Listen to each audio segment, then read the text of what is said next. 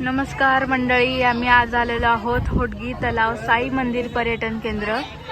जे साईबाबाचं मंदिर आहे तिथं नवीनच नुकतंच एक गार्डन बनवलेलं आहे, तिथे आम्ही जाणार आहोत। याला एक तिकीट आहे, त्यानुसार आम्ही जातोय। आम्ही आलोय आणि सर्वांना 10 रुपये तिकीट आहे आणि तिकीट शिवाय एंट्री नाही आहे। तर आम्ही सर्वजण 8 जण आहोत। आता आम्ही तिकीट घेतोय। त्या साईडला होडगी तलाव आहे आणि इथे मोठं बगीचा बनवलेला आहे इथे, आणि खूप सारे फॅमिली इथं खेळायला आणि निवांत बसायला आलेले आहेत। तिथं साईबाबाचं मंदिर आणि इथं गार्डन आणि तिथं तलाव, छान वाटतंय। ब्रिज आणि इथं पॅगोडा आहे आणि छोट्या मुलांसाठी खेळण्यासाठी तर खास दुसरी जागा आहे। आणि काय आजी, किती वेळा बदलाला जागा, एक जागा फिक्स होईना बसायची। आम्ही नियोजन दुपारच्या नंतर नियोजन केलं। बरोबर आहे, साईबाबाला जायचं। आम्हाला वाटलं होतं एवढी गर्दी नसेल, पण खूप गर्दी आहे, गर्दी खूप आहे। आणि हे आता नवीनच हे झालंय, आता बनवलं झालं जवळजवळ घेऊन।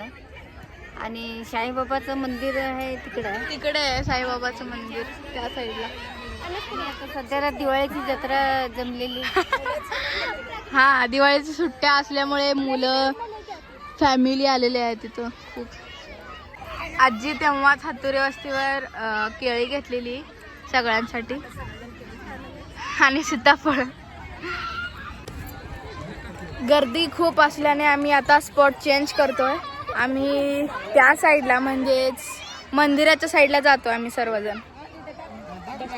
आता हे धनंजय सर आणलेत समोर, ओपन करून ठेवलं अजित, तोंडाला पाणी सुटायला आणि थांबा थांबा म्हणाले सगळे। असं कसं चालतं? मी थांबा का म्हणलो, कारण चटणी सरांना द्यायचं। चटणी असलं तरच मजा आहे। मावशींना आंबाड्याची चटणी आणलेली आहे, घरी आंबाड्याची चटणी। वा वा वा, आंबाड्याची चटणी। आता इथं भेळ करायला सुरुवात झालेली आहे। भेळ म्हणजे काय तुम्हाला माहित असेल, दिवाळी नंतरचं भेळ म्हणजे आपला चिवडा संपवण्याचा प्लॅन।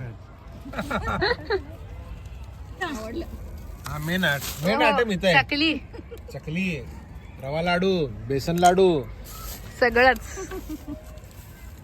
2 किलो आहे मग, 900 ग्राम झाले टोपे। मस्तपैकी सजावट सुरू आहे आणि आता याच्यामध्ये आपल्याला दिसतंय या आपल्या भेळ मध्ये टमाटा, काकडी, कांदा, कोथिंबीर, लिंबूचा रस, कांद्याची पात रगडून घ्यायचं आज। जर बाहेर हे पाहिजे।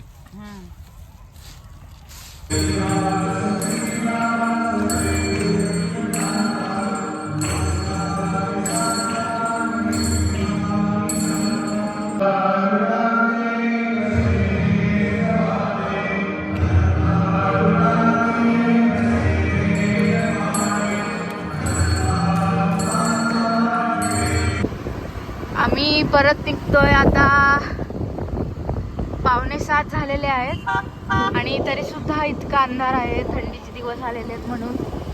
आणि आता मी सिद्धेश्वर साखर कारखान्यापाशी पोचलेलो आहोत। आता आम्ही आमच्या घराकडे जात आहोत।